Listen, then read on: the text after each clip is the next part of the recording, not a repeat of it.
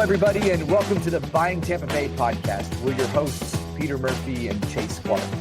The National Association of Realtors has just reached a landmark settlement agreement aimed at resolving claims brought by home sellers over broker commissions. This settlement, subject to court approval, of course, outlines several significant changes to the traditional real estate transaction framework. It marks a notable shift in how buyers and sellers and agents are going to interact with the marketplace. So today we want to break down the details of the settlement for you and approach the conversation from the perspective of why this had to happen in the first place and how the settlement might affect the various stakeholders involved. And by stakeholders, I mean the buyers and the sellers, the buyers' agents and sellers' agents, all the third-party service providers like, well, Zillow and title agents and escrow agents, and of course, the realtor associations themselves. Chase, it's a complicated case and lots of real life ramifications, I think. Yes? Yeah, it's kind of like a snowball that's been rolling downhill for actually the last, I think, 3 or 4 years is when the genesis of this actually started. And as I heard a lawyer say the other day, it's now moving at the speed of light from a legal perspective, right?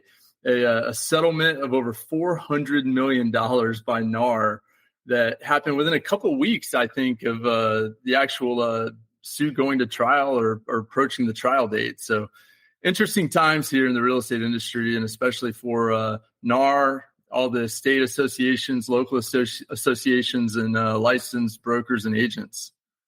Right. Lots of money involved here and lots of coverage. I mean, there's millions of realtors who are being covered by this settlement. And so it's and the National Association of Realtors is a very wealthy organization, and they're paying out a huge amount of money, a good chunk of it at the point of settlement, and then yearly payments for the next 2 and 4 years to try and absolve themselves of this, well, cardinal sin, which of course they're denying, that they have colluded to fix pricing. But they have put in place a couple of standards of practice that are, well, this is what's sending shock waves through the industry. Standard of practice number 1, that realtors can no longer offer a compensation to buyer's agents in the multiple listing service. So for those of you who are not in the industry, your realtor uses the MLS or the multiple listing service to advertise your home for sale. And in every MLS listing, historically, there has been an offer of compensation. And the idea is that the seller's agent is saying that buyer's agents, if you know a buyer who would like to buy my home, I will agree to pay 3% or 2.5% or 2% or 1% or whatever that field might contain. I will pay that buyer's agent that amount of money at the point of closing if you bring a buyer to this transaction. Well, the settlement says that is no longer allowed. There can be no offer of compensation made in MLS. And additionally, that the MLS cannot facilitate that discussion whatsoever. So you can't put that a buyer's agent fee will be paid in the language of a listing. You can't use any integrated services to reflect that an offer of compensation might be available. That whole negotiation process or that offer process has to be removed entirely out of the MLS structure. So that's big deal number 1. Big deal number 2 is that every buyer's agent must enter into a written contract with their buyer. And that written contract has to indicate with relative precision how much they're going to get paid for their services. So no longer can a buyer be told that their services are free, that the realtor serves them complimentarily to find the house. They have to be told specifically and exactly how much it's going to cost them to use that buyer's agent to help them find a house. Those are really the 2 giant stipulations that are being pushed down. Yeah, and all of this, we got 90 days to figure out, right? We got till mid-July. Okay, so it's coming down the pipe real fast. And, the big question on everyone's mind is, okay, so what? This is an administrative change. We can't put the offer of compensation in MLS, but what's really going to change here, right? I mean, for years, decades, however long now, most really good buyer's agents have had a broker-buyer agreement in place for their buyer clients, right? And if you haven't, it hasn't really been that big of a deal because you've been able to look in MLS and kind of see what your compensation might be from that particular listing. But it's varied, there's been a bandwidth in which that's operated, and most buyers agents have been very comfortable with that. So now what's going to happen is the big question, right? Is the buyer going to pay the buyer's agent commission, or is it going to continue to be something now that is paid by the seller, but is now having to be negotiated on a contract by contract or deal by deal basis, right? That's the big cloud hanging over this, right? Is, will buyer's agents go away because they're not going to get paid, right? How are we going to handle that as an industry? Yeah, it's a huge thing for the industry, and it's all being presented as this big giant win for the market, right? That this is going to cause home prices to come way down. I mean, Joe Biden even was chatting about that the other day in one of his pressers, talking about the home affordability problem. He said, well, for the first time ever, commissions are negotiable. Well, like many things that's come out of the Oval Office, that wasn't factual in the slightest. Commissions have always technically been negotiable. But boy, does that 6% commission price seem to ring consistent in our ears, as this is the price that it costs to sell a home, 6%. And what the initial plaintiffs to this suit wanted to test was the idea that, well, that should not be what everyone thinks it costs to sell a home, that there should be real negotiation that happens inside of a real estate transaction. And if we look at what is actually being paid out, if we look at what people are actually saying in their negotiations with buyers and sellers, what the plaintiffs determined is that, well, this looks a whole lot like price fixing. Everyone is somewhere around 6%, and everyone is sharing somewhere around 3% with buyer's agents. And, and in the narrative conversations that are being had between buyers and sellers and their agents, although everyone's saying that things are negotiable, when push came to shove, it was always falling back to these numbers with great consistency. And so now people say, well, this is going to bring prices way down in the housing market. And everyone's hoping that's the case because, well, things are real expensive in the housing market right now. Yeah, that'll be the day. I think just my opinion, obviously, but, if there's room to be had in any of this, right, where will those funds flow? Is it going to be a rebate to the buyer and a reduction in price, or is the money going to go to the seller, or is the listing agent going to pocket it all, right?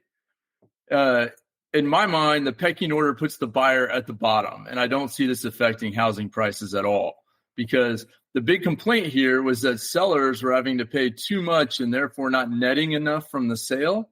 And so, they're going to be looking for more. If they're looking at the details and following this suit, sellers are going to be possibly expecting to put more money in their pocket by paying lower settlement costs.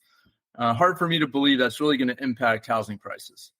Yeah, it's kind of the inflationary market, right? I mean, when prices go up, right, and then raw material costs then drop, and we saw this happen across the board post-COVID, right? It wasn't like sellers dropped their prices to give lower prices now back to the marketplace. They kept their prices high, and they're telling us that their cost of doing business is higher than ever.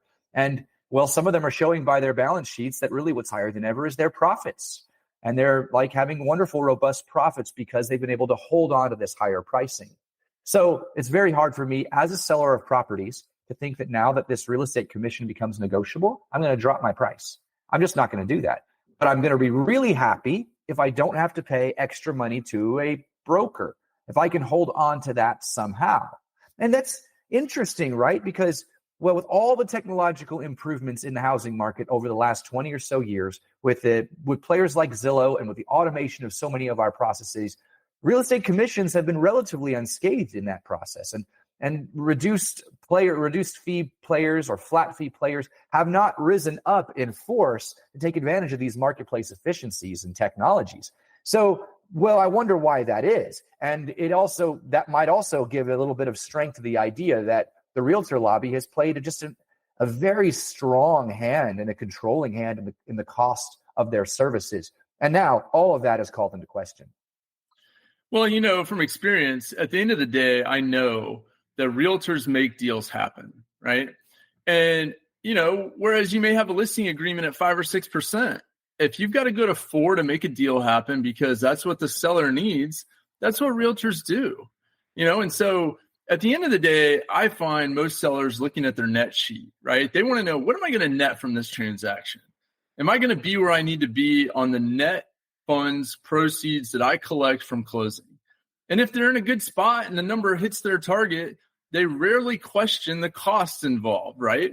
Everything that's deducted from that sale price and after they pay off their mortgage and all of that stuff, right? Now, if it's tight or if it's below what they're expecting or need, then they start looking, and that's where negotiation typically already happens, right? Things get moved, realtors give credits, things like that to make a deal work. And so that's been going on behind the scenes, but I think that's something that the general public doesn't hear about and doesn't know about. Yeah, that's a great point. Now, when I looked at there was a great interview in the Wall Street Journal with the plaintiffs to this case, and they look like humble folks, bringing a lawsuit on behalf of the great unwashed masses for all the hardships done to them by realtors, right? Because what you just described there, Chase, of that negotiation going on behind the scenes, these plaintiffs said is not happening. Well, and who knows, right? I guess some juries believed them and thought that was the case. And maybe we all kind of believe them too, because isn't this what happens every now and then, right? Someone who has a mortgage on a home goes to sell a house and, well, they're in distress of sorts, or they're not going to make as much on it as they thought they would. And then now they've got to pay settlement expenses to title agents, and they've got to pay taxes, and they've got to pay real estate commissions. And then they've got to pay off their mortgage, and they're horrified when they discover they don't have as much money in their pockets as they thought they would once all those expenses are paid. And the largest single line item in all of those costs after the mortgage is usually realtor commissions. And so they're shocked when they see the settlement agreement did a great job in throwing out big numbers. They're shocked when they saw $12,000 going to pay the agents, or $20,000 going to pay the agents. And they were only walking away themselves with $10,000 or $15,000, but they were paying everything the equivalent of that to buyers and sellers agents for their services they provided. And so, well, that was a wonderful optic for the plaintiffs. That looks like they're being gouged and being charged way too much, and that they had, well, no idea that it was going to happen until it was too late to negotiate, and they weren't able to negotiate. That's kind of what that looked and felt like through that whole process. Yeah, the rumblings of friction cost reduction in the real estate world, kind of have been boiling up since blockchain, right? People tell you, blockchain is going to be the way that we reduce all the friction costs in real estate, right? And that may come to fruition. I know there's a lot of people working on that, right? But in a lot of ways, if you sit back and think objectively about this lawsuit and maybe some of the changes that will come out of it, it's not at all surprising, right? We've seen this happen specifically in the stock and investment brokerage industry, right? The advent of E-Trade, 20, 25 years ago, totally upended broker commissions in the investment realm, right? When you could go in and buy a stock for what did it start at $4.95 or something like that. Now it's down to free, right? Buy and sell for free. Now you got Robinhood on your phone, right? You're buying and selling for free, right? Friction costs were completely removed or drastically reduced in the investment realm. And I think that's probably what we're trying to right size here in the real estate industry, because the costs are enormous, right? At the end of the day, like you said, second biggest line item next to your mortgage payoff on your closing statement. And so, the fact that those costs would eventually get reduced over time due to efficiency, technology, trend changes, and industry changes, it makes sense to me that that's going on right now. Yeah, well, and let's talk about this enormousness in terms of raw numbers. Okay, so Chase, you let's say hypothetically you're going to go sell your $1 million home, and let's say the commission you've negotiated is 6%, right? Well, you know that roughly then you're going to be paying $60,000 to buyers and sellers agents to sell your $1 million home. Now, at the same time, I'm going to go sell my $500,000 home, and I've also negotiated 6%. Well, I'm going to pay $30,000 to buyers and sellers agents if I've negotiated that same 6% commission price. And so there we have a bunch of discrepancies that we need to contend with. Did the agents involved in your deal versus my deal deserve twice the commissions because your house was sold versus mine? Did they work twice as hard? Did they bring twice the value? Did they bring $60,000 of value at all, right? Like, how do you quantify the value that an agent brought to that deal when what they did was put your house on the market and took pictures and helped you set the price, which, by the way, you pretty much had a really good idea of anyway without them. So what value are they bringing? And are they bringing value commensurate to that giant sticker price that you pay at the end of the transaction? This is the devil's advocate conversation, right? I mean, defend your exorbitant expenses to me. Well, you did some analysis, and I think one interesting point that came out of that was that 90% of sales transactions involve a buyer's agent, right? And I think when we talk about commissions and the biggest value that a seller is getting for whatever price they pay to a real estate broker, it's been access to the MLS, right? MLS has been the chief primary database by which all homes are bought and sold now for decades, right? And so we know if you're a listing agent, when you put your house on MLS here in Hillsborough County, it's going to be seen or be accessible to tens of thousands of real estate agents, right? That may or may not have a buyer that they're working with that's looking for the exact home that you have. It's one of the most efficient marketplaces in the world from that standpoint because it's got access to all the information, right? Now, Zillow, I believe, has put a huge dent in this competitive advantage over the past few years. And it's possible that they're going to make an even more competitive play going forward because what they've accumulated now in terms of database and ability to market and present properties to the general public, both for sale and for rent, has become very effective and highly used by the general public.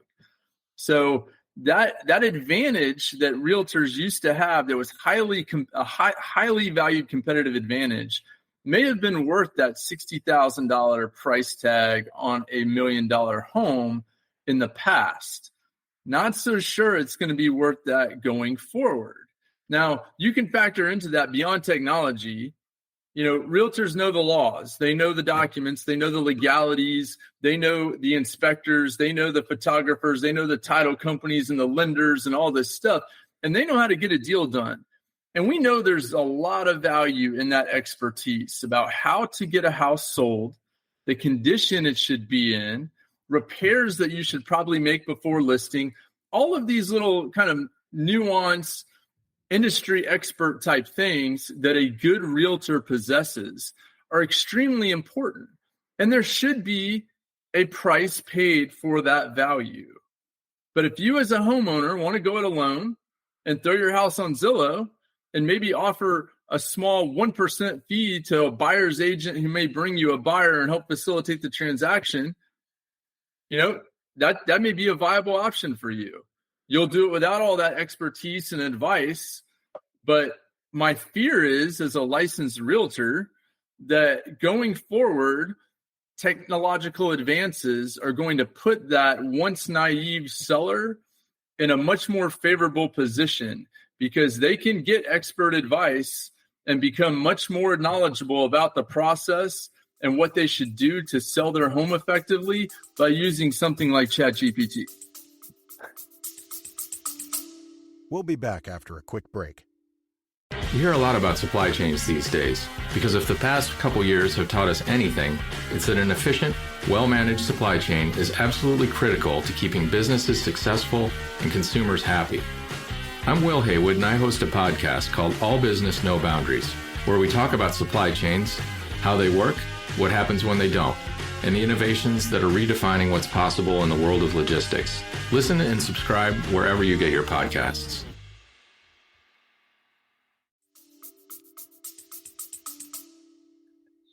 Yeah, so AI is the 1-2 punch, right? Zillow plus the continued evolution of quality information from our AI systems is going to give us a body of knowledge that's going to rival the competitive advantage that realtors once had through their training. And of course, they'll all revolt to hear us say that. And full disclosure, we are realtors, right? Because they've gone to school. And how can you say that a person who's gone to school and has a license is less qualified, or that a bot is more qualified than that? And I think we all need to have a little bit of introspection on the quality of the real estate licensing programs too. That's That's not an exceptionally high bar, and it hasn't been for a long time.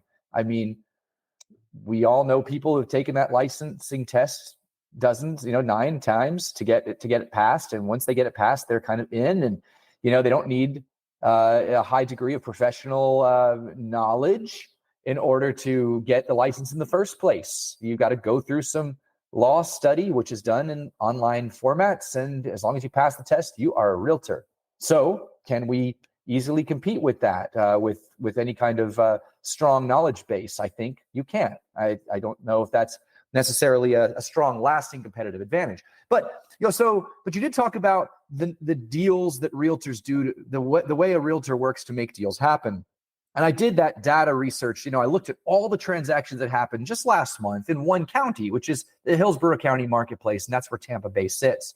And I wanted to look at how transactions went when a buyer's and a seller's agent were involved versus how they went when just a seller's agent were involved. And all that data was available in MLS for us. Now, what that does not include is, let's say, a transaction that happened without any kind of agent at all, a FSBO, a for sale by owner. MLS doesn't reflect that. But MLS shows me if an agent was involved, what does that transaction look like? And so here are a couple of really key takeaways that kind of talk to your point a little bit. When a buyer's agent and a seller's agent are both involved in a transaction, last month, that transaction happened in 35 and a half days on average. But when only a seller's agent was involved, no buyer's agent, that transaction happened in 47 days on average. So it seems like that data points to the idea that when a buyer's agent is involved, a transaction happens in 11 and a half days faster on average. And that's a pretty big advantage. 11 and a half days is not nothing. It's a pretty quick improvement over 47.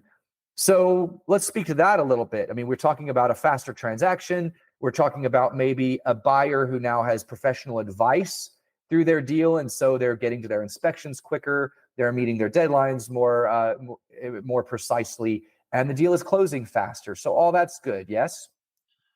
Well, yeah, the average person is going to need someone to shepherd them through the contract to close process, right?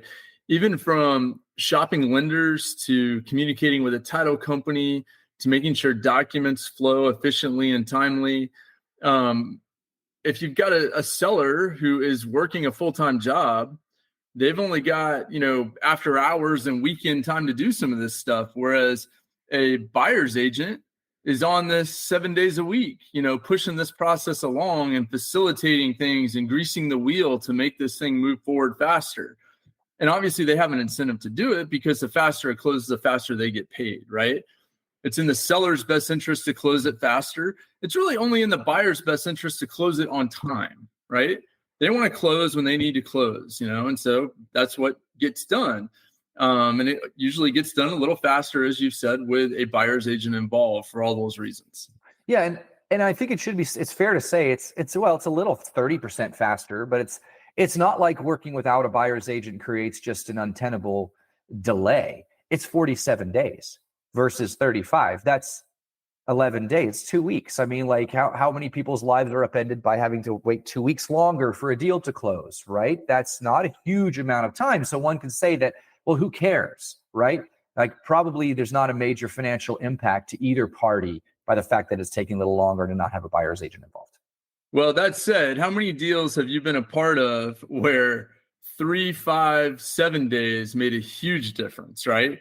Because maybe these contracts are all, 35-day closes. And 12 days later, the ones without agents are finally closing with extensions because someone dropped the ball. Yeah. Right? I see that a lot, and we all know too that all agents aren't created equal. You've got some buyer's agents that don't do their job very well, and so their deals don't run as smoothly as the ones that are really on top of it.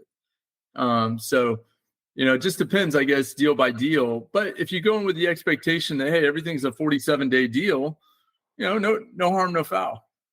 Yeah.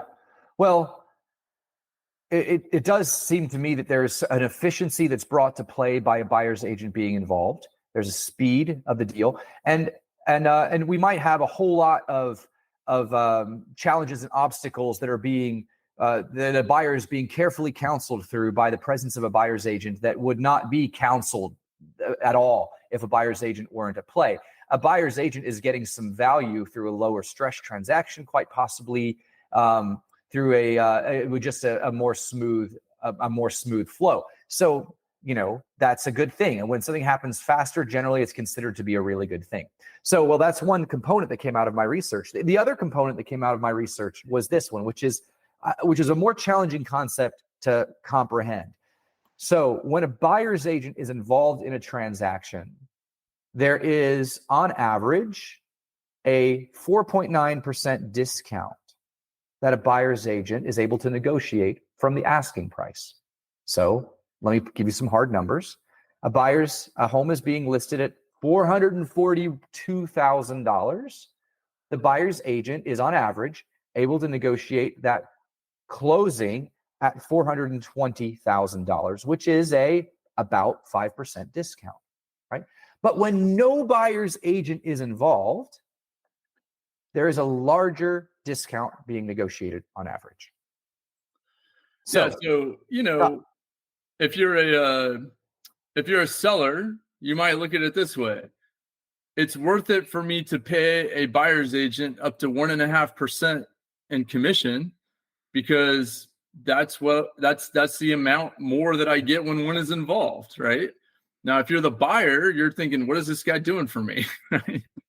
I'm paying 1.5% more, right? So yeah, there's a little bit of counterintuitive thinking on that, but maybe one explanation for this is that buyers think properties are worth one thing, and their buying agents suggest to them that maybe they should be willing to pay a little bit more to get the deal done because we're in a highly competitive market. I don't know.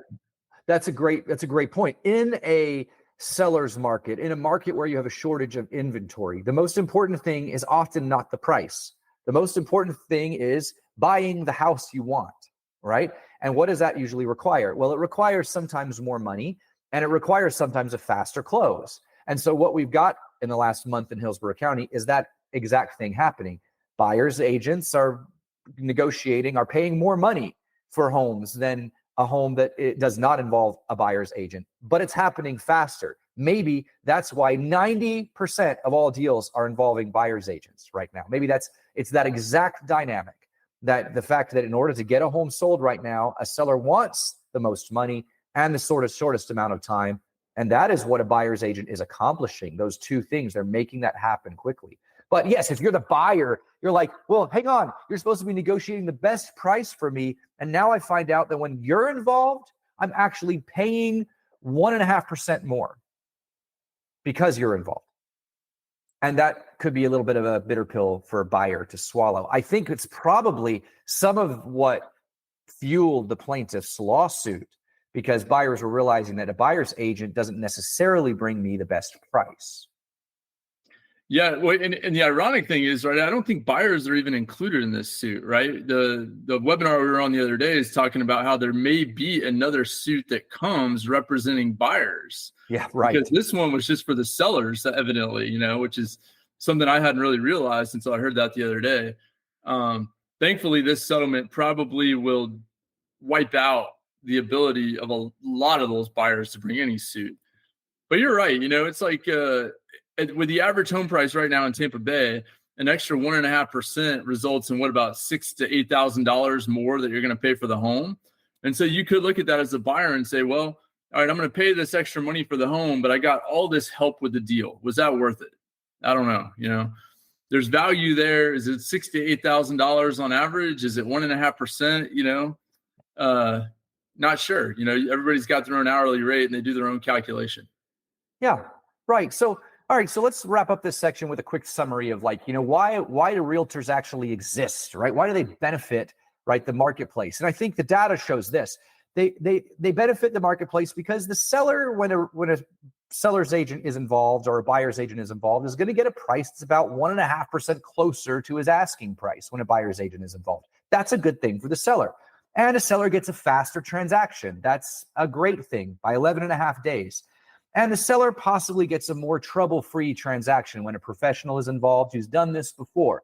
That's a great thing for the seller.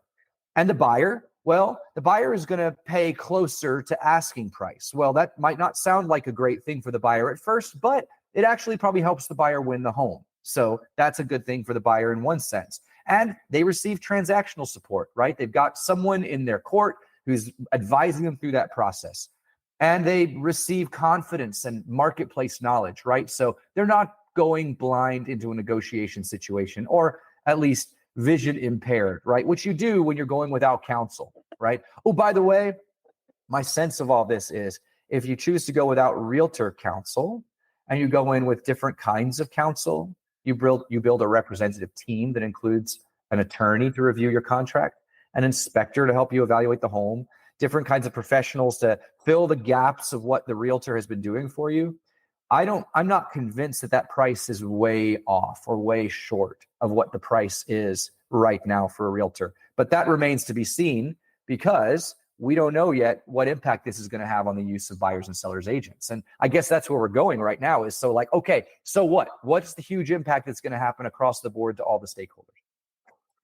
Well, one thing regarding that and regarding buyers and sellers, the reason that the real estate industry has been able to keep its pricing the way it has for decades now, in my mind, is primarily because the average person has fear of the unknown, and there is a large amount of uncertainty and doubt involved in selling a very expensive asset, right? You don't want to mess it up, right? You don't want to do something that's going to get you legally in trouble. You don't want to leave money on the table. You don't want to, do the wrong thing. There's so many scams and all the media out there, on the internet, social media, talking about all these things that can go wrong with your house and real estate and getting scammed. That leaves a ton of uncertainty and doubt in the minds of people. And I think they're buying an insurance policy when they hire an agent. Right. And yeah, it's not cheap, but it puts peace of mind in the deal for so many people. And I think that's why they've signed up for it. They've paid the fees. And at the end of the day, when their net turns out where they need it to be, they've been very happy with that. Yeah, that's right.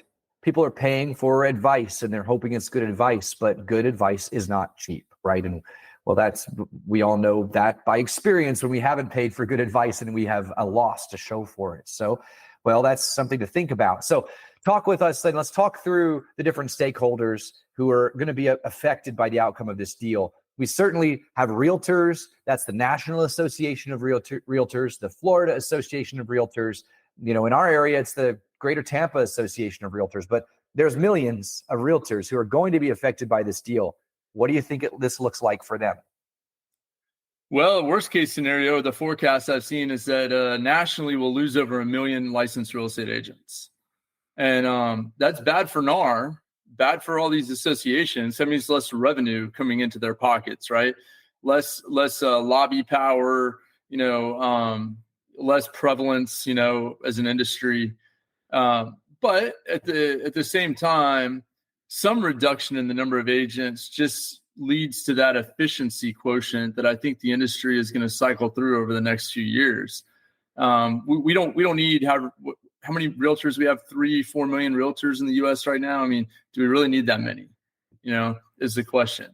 And I know some of them are part-time, some of them are partially retired, voluntary inactive. Maybe we lose some of the ones on the fringe, and the ones that really know what they're doing stick with it. And so we've got a higher quality agent on the street and not just your friend next door or your aunt or your cousin that may have a license. Right. The average age of a realtor has always exceeded the average age of many other licensed professionals, which could indicate a population of service providers that are on the cusp of retirement, ought to retire, and this might move them into early retirement, especially as these tech changes are going to come up behind them, and they may not be positioned to take advantage of them. So certainly big losses in realtor potential. I wonder also if we're not going to see a substantial diminishment in the value of the multiple listing service, right? So we've talked about that already. If the multiple listing service is no longer really needed to communicate an offer of compensation and property details with the marketplace. And if sellers of homes can list their homes on Zillow and are doing so with near ubiquity, almost every home that's listed for sale is also listed on Zillow, then what marketplace advantage does the MLS offer anymore? Especially if the searching features for those who use it are inferior. Their marketplace, their customer-facing website and Realtor.com, you have to benchmark Realtor.com versus Zillow. There is an absolute difference in the usability of those two interfaces. And I think you would find one of them to be far more favorable and have a far more robust service offering attached to it than the other. And so will it be that the MLS is no longer does no longer offer a competitive and defendable value against marketplace alternatives? Yeah, really right now, the only big competitive advantage I see going forward for the MLS or for Realtor.com for that matter, which I believe is owned by some kind of cooperative with the MLS and Realtors and National Association of Realtors, is that once a property sells, Realtor.com and MLS still retain all the photos and all the information for that property. Whereas right now with Zillow, because of a lawsuit that happened several years ago, all the photos disappear. So if they've been syndicated through MLS, now if sellers going forward decide to directly list with Zillow, meaning the origin of the listing is Zillow and it's not syndicated through another platform like MLS, then Zillow will now start to retain all those qualities as well on their site. But right now there's a syndication agreement whereby Zillow basically flushes the photos and the details once a property sells, which is not advantageous to the market. And I think that one change may even bolster Zillow even more. Yeah, right.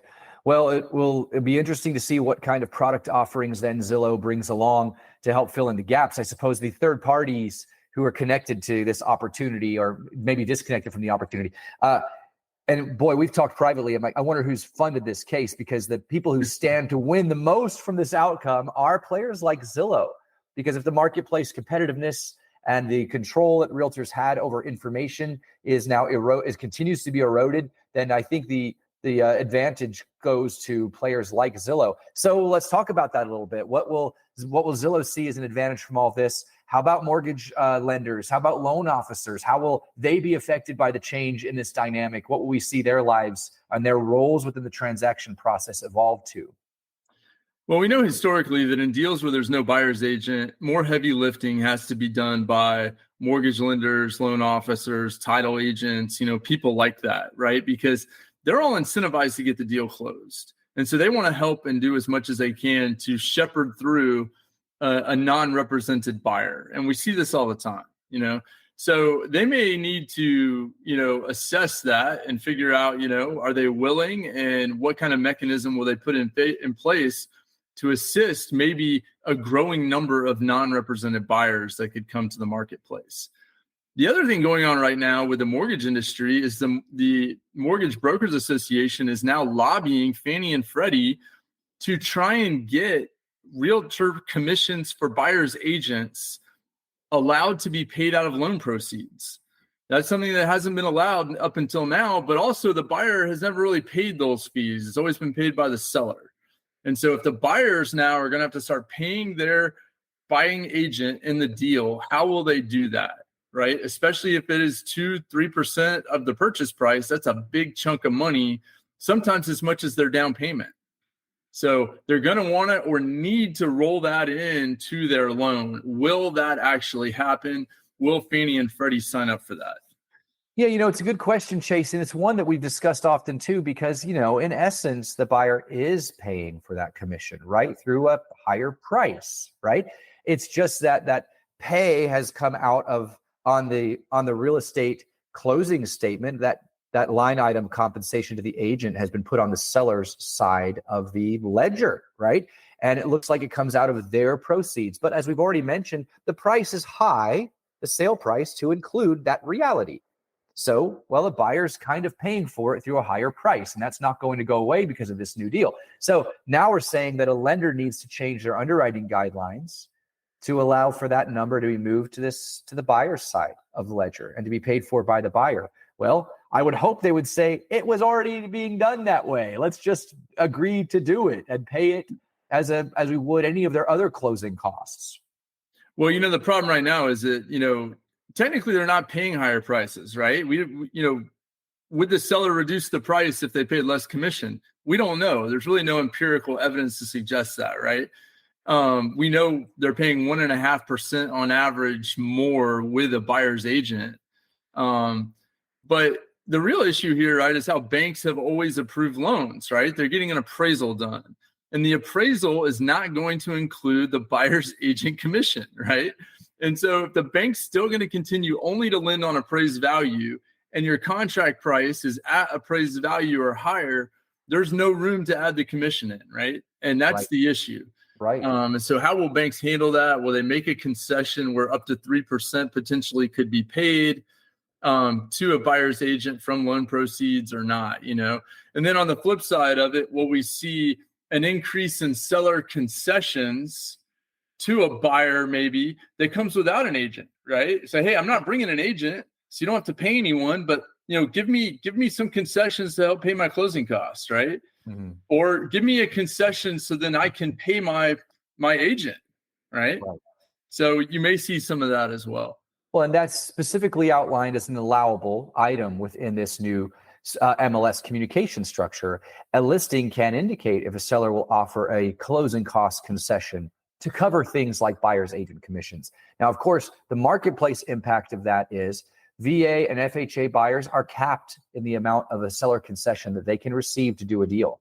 So this kind of structure, as it always seems to, could have a disparately large impact on the lower end of the marketplace. These things always affect the lower end of the marketplace. And so while plaintiffs might be patting themselves on the back for their egalitarian and, little man win for the little man, it might be the little man who suffers most from this kind of gerrymandering.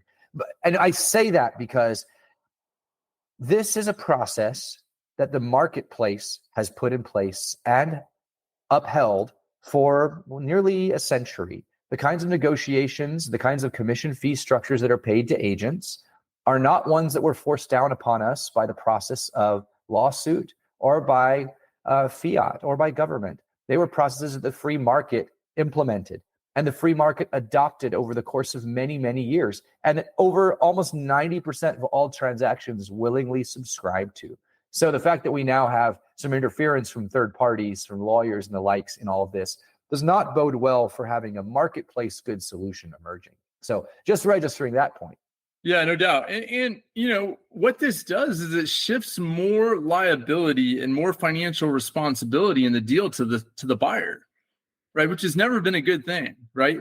You want buyers to be able to seamlessly afford and be able to buy properties, because in the absence of buyers being able to seamlessly buy houses, prices might come down because demand will diminish, right? So we don't want to put any more roadblocks in the way of buyers, right?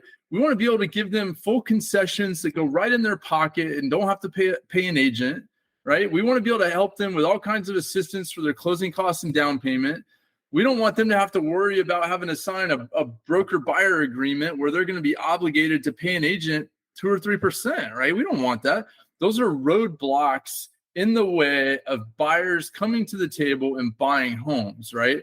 We don't want there to be an effect on demand, right? And if these roadblocks prevent someone from qualifying, we got problems. We got to figure that out. I do think it's going to be very interesting to see when we start fully disclosing the cost to buyer's agents of what a buyer's service will cost. Well, and let's look at that from what historically has been. Let's say you as a buyer's agent think that a 2% fee on the purchase price of a home is fully justified for the kind of value you bring. And so you tell a buyer who's buying that $1 million home that you're going to be charging them $20,000 to help them buy that deal. And they see that in black and white in front of them on an agreement, and they've got to sign their name to it, right? What effect will that have, right? What chilling effect will that have? Well, maybe it just has the effect of the buyer saying, no way are you worth $20,000 to me. I'm going to pay you a whole lot less than that. I want to pay I think you're worth $10,000. I think you're worth $5,000. I think $1,000 is what you're worth. I mean, they've got lots of ways to measure your value, by the way, because there's all kinds of alternatives that you can benchmark that against. So that will be a very interesting thing to see where the marketplace ends up deciding once they start seeing that line item fee charged to buyers, what they start thinking a buyer's agent is actually worth. Well, if that's the way that all this ends up going, I can almost guarantee you that buyers agents will diminish, if not completely fall away, right? Unless these buyers have a better mechanism to pay for that fee, if they're the ones responsible for paying, it's just not going to happen. They're not going to have the funds to do it unless you're a cash buyer on a high-end deal and you can just write a check right now for it. No big deal, right? But the majority of transactions that happen through the FHA and, the 5% down mechanisms out there that are first-time home buyers, new construction, the average house price in Hillsborough County, $400,000 to $500,000. People don't have an extra 2% laying around to stroke a check, nor will they find 2% in the deal to make that happen. And so this is part of the cloud of question right now that's hanging out here about this is, what will be the impact on buyer's agents? What will be the impact on listing agents? Will listing agents now become the dominant players in the market where they'll substantially benefit from both sides of a commission potentially? Will listing commissions be lowered for sellers? Will a listing agent say, hey, look, I used to charge 5 or 6%. Now I'm charging 3%. That's what you pay me? When an offer comes in, we'll see what the buyer's agent requests for compensation and we'll negotiate that into the deal. That's another aspect that I haven't really heard too many people talk about, but commissions for a buyer's agent may literally be negotiated deal or offer by offer, right? So depending on the strength of your buyer's offer, your buying agent may or may not get any commission paid to them because the seller will feel like the offer is not good enough, right? So there's some implications there that we're unsure of. And at the end of the day, will this also potentially lead to sellers going the FSBO route, listing directly on Zillow and offering a buyer's agent 1%, 2%, or 3% directly and totally bypassing the listing process because the perception of the MLS value now is less than the value that Zillow can bring to the table in this new paradigm of realtor commissions? Yeah, lots of questions. We just got to wonder how this will all change things out. And, there's also a possible scenario that things don't change all that much at all, right? Over the course of the next couple of months, does the mortgage lobby unite with the realtor lobby to craft a financing vehicle for these commissions so that all of this can be rolled into the purchase price? And does the appraisal requirement on mortgages get to be netted up by the costs of a commission, right? So that some of these funds can still flow. We know that disclosure is going to have to happen, and that's probably the right thing for the marketplace. Let's let there be transparency in the cost of real estate commissions. We've all kind of been hurt by that lack of transparency, and I think we're all shocked by that whenever a big bright light is shown upon what you make for an individual transaction. I think there's always a little shock that goes along with that. So transparency is probably not a bad thing, but as in any of these things, there's often a scenario in which not a whole lot ends up changing in much of the day-to-day practices of the people in the deals. At the end of the day, there's a whole lot of people who want to buy homes. They need help buying a home because it's very complicated and there's lots of risk in it. And there's a lot of people who want to sell a home and they don't have the time or the expertise to do that without some professional representation on their part. And the whole economy, it has a lot riding on a frictionless housing market. If we gum that up with bureaucracy and legislation and uncertainty, we're all affected in a negative way. So it remains to be seen what July looks like. But there's a part of me that hopes that not a whole lot changes as we try to get a marketplace-driven solution that actually makes sense. Yeah, we're all kind of waiting around to see, is this just going to be another one of those frivolous lawsuits where lawyers pocket all the money and get all the praise, but nothing really happens to benefit the consumer? Or is this the beginning of this reduction of friction costs and efficiency coming to the real estate marketplace. I guess watch this space. We'll be back in your ear in a couple of months to talk about the outcomes. It'll be a fun podcast. Yeah, I will. Until then, Chase, I hope that we can be, I guess that every realtor ought to look to see how they can be a part of the solution to all of this. There's likely going to be big marketplace opportunities for those of us who play closely in this space. And we'll see what comes of all of that. So, well, for now, this has been a lot of fun. I'm glad we had a chance to jaw about it for a bit. And we'll see you around next week. Yeah, if you got any questions about this or want to get in touch with us, see our website, homeprop.com. And we'll be glad to talk with you or answer any questions and tell you about what we can do for you as well-versed, highly experienced experts in the real estate industry.